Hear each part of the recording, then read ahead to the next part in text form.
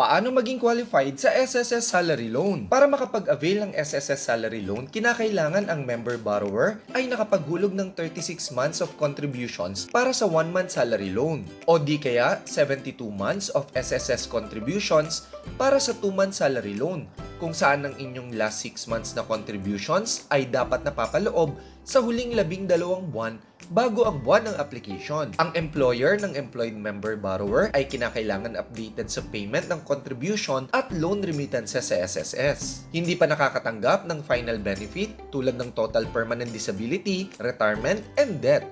Wala pang 65 years old sa oras ng application. Walang record ng disqualification dahil sa mga fraud committed laban sa SSS. Para naman sa individually paying member gaya ng self-employed, voluntary at OFW member ay dapat may naihulog na 6 na monthly contributions na tuloy-tuloy bago ang month ng online application.